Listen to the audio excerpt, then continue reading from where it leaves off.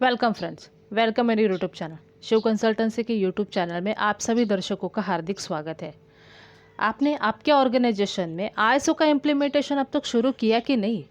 बहुत सारे क्लॉजेस हमने अब तक आपको एक्सप्लेन किए हैं। क्लॉज नंबर 4, 5, 6, 7, 8, उसके सब क्लॉजेस एग्जैक्टली उसकी रिक्वायरमेंट क्या है और आप उसको कैसे इम्प्लीमेंट कर सकते हैं ईजी वे से, पिक्टोरियल तरीके से, और बहुत सारे एग्जाम्पल्स हमने आपको डॉक्यूमेंट के रेफरेंस भी दिए हैं, डॉक्यूमेंट के सैंपल्स भी दिखाए हैं। तो आई होप आपने अब तक इम्प्लीमेंटेशन स्टार्ट कर दिया होगा। आज हम बात करें क्लॉज नंबर 9.2 के बारे में। क्लॉज नंबर 9.2 है इंटरनल ऑडिट। इंटरनल ऑडिट सुन के कई लोगों का फेस ऐसा हो जाता है कि ये इंटरनल ऑडिट ज़रूरी क्यों है, क्यों इसको करना चाहिए। बिकॉज जब ये ऑर्गेनाइजेशन में इंटरनल ऑडिट का समय आता है तो लोगों को लगता है कि अरे जितने भी गैप्स है वो सारे सर्विस लेवल पे आ जाएंगे, तो फिर ऑर्गेनाइजेशन को उनको जवाब देना पड़ेगा। बिकॉज ये बाद में मैनेजमेंट रिव्यू मीटिंग में इसके रिजल्ट्स डिस्कस किए जाते हैं कि कौन से डिपार्टमेंट में कौन से प्रोसेस में कितना गैप मिला। लेकिन अगर आप आपकी ग्रोथ करना चाहते हैं, आपकी कंपनी की ग्रोथ चाहते हैं, आपकी खुद की ग्रोथ चाहते हैं और आपका इम्प्रूवमेंट चाहते हैं, तो इस केस में ये बहुत ही इंपॉर्टेंट स्टेप है कि इंटरनल ऑडिट को फ्रिक्वेंटली करना चाहिए। अगर आपके ऑर्गेनाइजेशन में ज़्यादा प्रॉब्लम है तो आप उसको क्वार्टरली बेसिस पे या 4 महीने के पीरियड में भी कर सकते हैं। और अगर आपको लगता है कि नहीं ये यूजुअल है या रूटीन में है तो आप उसको 6 मंथली का भी फ्रीक्वेंसी रख सकते हैं। बट ये बहुत ही इंपॉर्टेंट स्टेप है ताकि आप आपके प्रोसेस का अचीवमेंट दे सके और अल्टीमेटली आपके ऑर्गेनाइजेशन का आप कहाँ तक पहुँचे हो, आपकी ग्रोथ कहाँ तक पहुँची है, उसको चेक कर सके। इसके लिए है इतनी इम्पोर्टेंट स्टेप है। आप चाहे कोई भी इंडस्ट्रीज़ में रहे, चाहे आप मैन्युफैक्चरिंग इंडस्ट्रीज़ में रहे, चाहे आप कंस्ट्रक्शन लाइन में रहे, चाहे आप फूड इंडस्ट्रीज में रहे, या आप कोई भी तरीके के सर्विस इंडस्ट्रीज़ में भी रहे, तो भी इंटरनल ऑडिट इम्पोर्टेंट है, फ्रिक्वेंटली होना ज़रूरी है।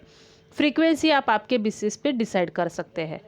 तो इसमें दो रिक्वायरमेंट आती है। एक है कि स्टैंडर्ड आपको कुछ रिक्वायरमेंट्स बताता है, आपने जितने भी स्टेटमेंट्स यूज़ किए हैं, आपने पॉलिसी में कुछ कमिटमेंट दिया है आपके कस्टमर्स को, या आपने ऑब्जेक्टिव्स में कुछ डिसाइड किया है, तो उसका ग्रोथ, उसका अचीवमेंट कितने परसेंटेज तक पहुंचा है वो आपको इंटरनल ऑडिट में चेक करना होता है।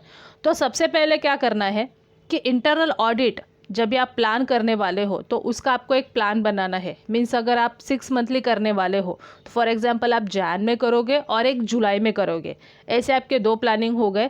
और कौन से प्रोसेस को वेरीफाई किया जाएगा, यहाँ पे जैसे मैंने दिखाया है कि क्यूए क्यूसी के प्रोसेस को वेरीफाई किया जाएगा और उनको कौन से क्लॉजेस एप्लीकेबल है। वेयर हाउस या स्टोर का आप कर रहे हो वहाँ पे, तो उनको कौन से क्लॉजेस एप्लीकेबल है, प्रोडक्शन को, मार्केटिंग को, purchase, maintenance, engineering, HR admin को जो भी क्लॉजेस एप्लीकेबल है उसका आपको प्लान बनाना पड़ेगा। अभी ये जो एप्लीकेबल क्लॉजेस है उसके सब क्लॉजेस हमने ऑलरेडी वीडियोस में शेयर किए थे। अगर ये रिक्वायरमेंट आपने नहीं देखा होगा तो आपको लिंक डिस्क्रिप्शन बॉक्स में मिल जाएगी, आप उसको भी प्लीज़ देख लीजिए ताकि आपको अंडरस्टैंडिंग आ जाएगा कि एग्जैक्टली वेरीफाई क्या करना होता है और कैसे इसको दिखाना होता है। तो ये आपने प्लान कम शेड्यूल बना लिया, उसके बाद आपका इंटरनल ऑडिट का प्रोसेस स्टार्ट होगा। प्रोसेस स्टार्ट करते समय एग्जैक्टली क्या देखना होता है कि जो भी प्रोसीजर डिफाइन की है, फॉर एग्जांपल कुछ वर्क इंस्ट्रक्शन आपके ऑर्गेनाइजेशन में लगाए हुए हैं कि किसी प्रोसेस को करने के लिए इस तरीके से करनी है।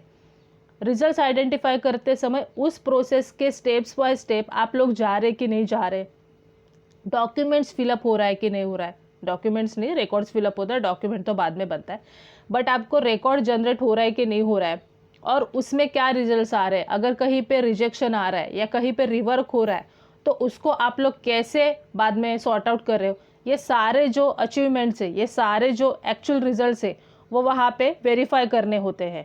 तो स्टैंडर्ड आपको ये बताता है कि आपने जो भी गोल्स डिसाइड किए हैं उसके बेसिस पे आप चेकिंग करो।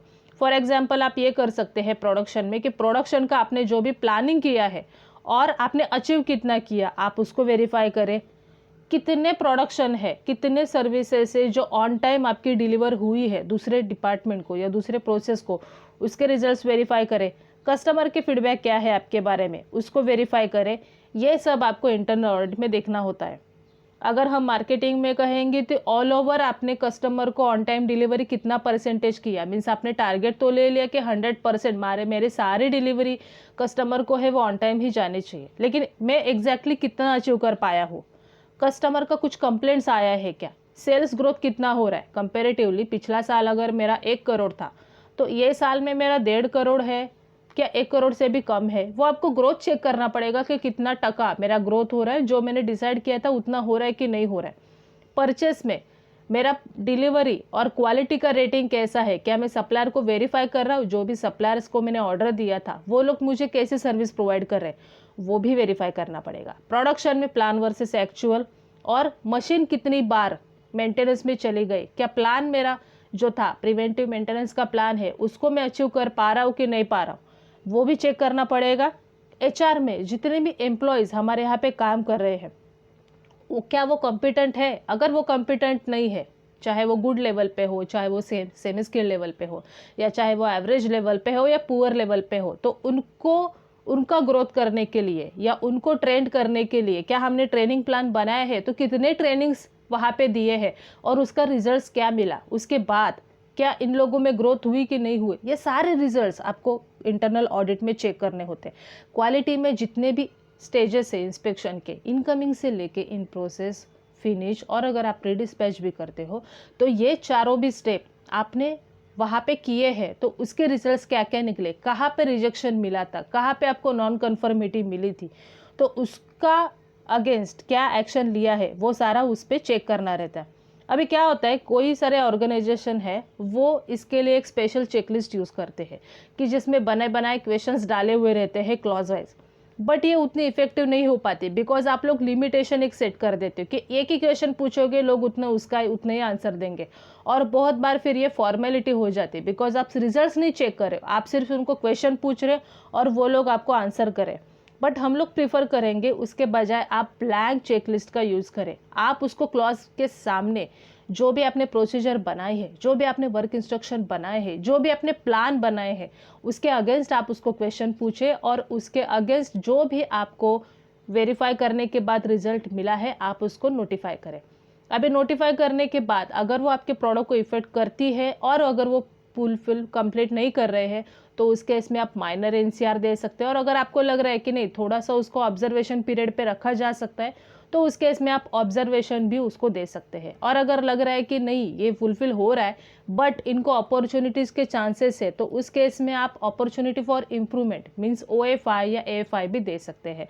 तो ऐसे तरीके के रिजल्ट्स आप वहाँ पे दें ताकि डिपार्टमेंट को पता चले कि कहाँ पे क्या प्रॉब्लम है और मैं उसको कैसे इम्प्लीमेंट कर सकता हूँ, कैसे सॉर्ट आउट कर सकता हूँ। अगर कुछ नॉन कन्फर्मिटी निकली है, आपको लग रहा है कि नहीं ये प्रोडक्ट को इफेक्ट होने वाली चीज़ है लेकिन ये होनी चाहिए थी, इसी प्रोसेस से ये हुई नहीं। फॉर एग्जांपल मैंने ऑन टाइम डिलीवरी 100% करूँगा ऐसे मैंने डिसाइड किया है, लेकिन आपने जो वेरीफाई किया उसमें आपको लगा कि 6 मंथ तक, पूरे 1 साल तक इन्होंने ऑन टाइम डिलीवरी का 50% भी अचीव नहीं किया है। इतने सारे प्रॉब्लम्स आ रहे हैं लेकिन उस पर वो लोग कुछ अभी तक एक्शन नहीं ले रहे, तो उस केस में ये नॉन कन्फर्मिटी हो सकती है।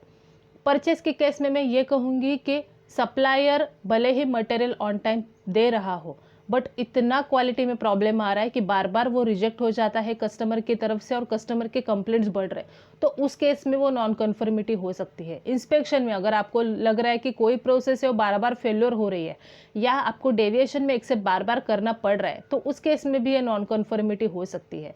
मीन्स आपको सीरियसनेस, उसका इंटेंसिटी चेक करना पड़ेगा कि कितना आपके प्रोडक्ट को ये इफेक्ट कर रहे हैं। उस केस पे आप डिसाइड कर सकते हैं कि माइनर है, एनसी की मेजर है, और अगर एनसी निकली है तो उसमें आपके प्रोसेस को आपको रिलीज करके इमीडिएट एक्शन उन्होंने क्या लिया, क्या रूट कॉज था कि जिसके वजह से ये उनको ये प्रॉब्लम आ रही है, और बाद में फ्यूचर में ये कभी भी रिपीट ना हो ये प्रॉब्लम, उसके लिए इन लोगों ने क्या करेक्टिव एक्शन लिया ये फिलअप करें और नेक्स्ट जो भी आपका साइकिल है ऑडिट में उसको वेरीफाई करें। तो इस तरीके से ये इंटरनल ऑडिट के सारे प्रोसेस को आपको कंप्लीट करना रहता है, और आपको कंप्लीट हो जाने के बाद एक बार देखना है कि जितने भी प्रोसेस आपने डिफाइन किए थे, जितने भी क्लॉजेस आपने आइडेंटिफाई किए थे, क्या उसके सबकी ऑडिट कंप्लीट हो चुकी है और सारे क्लॉजेस का रिक्वायरमेंट वहाँ पे आपने किया कि नहीं किया, फुलफिल किया कि नहीं किया। ऐसे ही कई सारे वीडियोस के लिए या ऐसे ही सारे अपडेट्स के लिए आप हमसे जुड़े रहिए।